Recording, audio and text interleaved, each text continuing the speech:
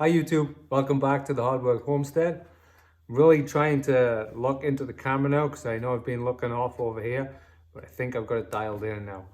I wanted to do this video tonight to talk about why I started the channel and what I really want to cover, because the first video that I put out, I really lost it and not doing much better now, but I'm going to do as good as I can. So back in 2010, I started really watching a lot of YouTube videos. I wasn't really a huge YouTube video watcher, but I got really into it and got kind of sucked down the rabbit hole of the all conspiracy theory 2012 and all kinds of other really dark places in terms of the end of the world.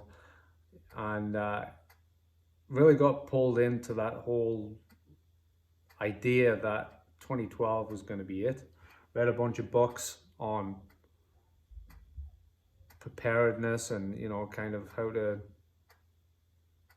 get ready for when shit is going to hit the fan.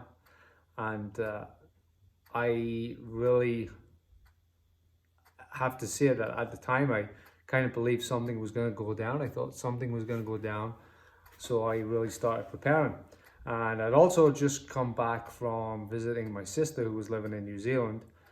She was living on a small hobby farm on the North Island that she had a bunch of sheep and a cow and some chickens.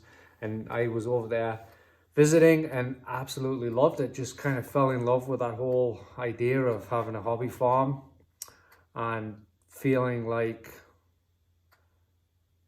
going back to a more simple kind of living, looking after yourself and being more self-sufficient. And got back from New Zealand and just got right into that idea of like, this is what I want this homestead. So strangely, through The Power of Intention, which is a book that I read a number of years before that, I kind of materialized this homestead that I'm actually on now. It came about that we saw the property. We were living in town. We were pretty happy where we were. We had a nice house, and the wife saw this place that was just outside of town. It's certainly not what some people would consider a real homestead. It's more of it's not even 1 acre, but it's just outside of town enough so that you feel like you're in the country, but all the amenities are just down the street. So I was kind of able to talk the wife into going for it despite everything that needed doing to it, because I knew that I could fix it up and make it kind of Hollywood as she likes it. And so we went ahead and put in an offer on this place and got it for a pretty decent price. And it's been a labor of love. There's been times when I thought that, what the hell have I done? I think it's 3/4 of an acre of grass. It's surprising how much work it is to look after a very small holding, and with all the extra renovation work as well, and we have young kids, life gets pretty crazy. And trying to run a business, things get missed. But I did the best I could, and now here we are, 2020, and I think I'm pretty set up for possibly becoming self-sufficient in the future. Now, one of the things that was a turning point for me was my sister was kind enough to send me this book shortly after I go back from New Zealand, and I'm not even sure if I can do this on YouTube. I'm going to do it anyway. It's John Seymour, The New Complete Book of Self-Sufficiency, classic guide for realists and dreamers. This book has been my Bible, and I know she said it was with her place. And I started going through this thing and really fell in love with some of the ideas this guy has. He talks about a 1 acre holding or a 5 acre holding. And I took a lot of the principles from this 1 acre holding and applied them to my little urban homestead that I got going on here.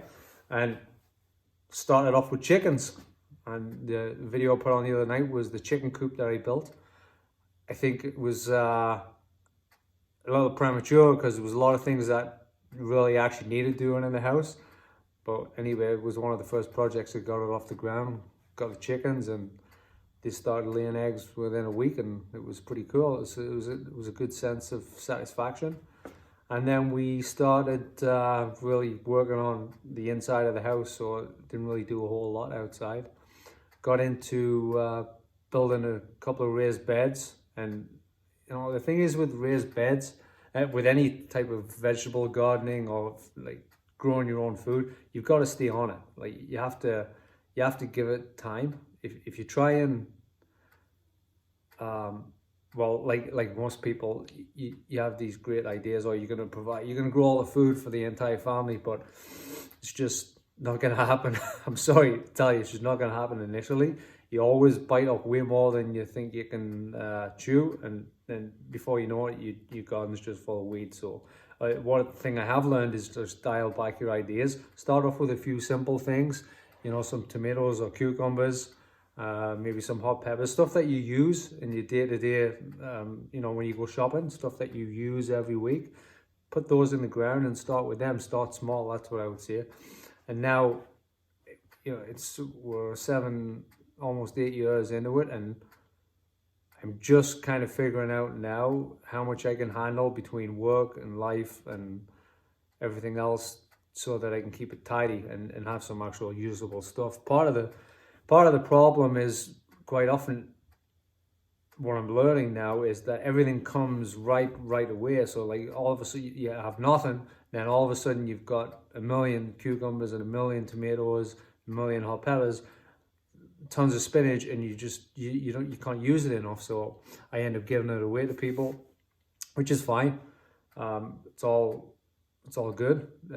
Having that relationship where you can barter for goods and services is part of the homesteading ideas that I'm all over. But yeah, I wanted to just quickly go over that and mention the book, The Complete Book of Self-Sufficiency, and hopefully I'm going to get better at doing these videos. Thanks for watching.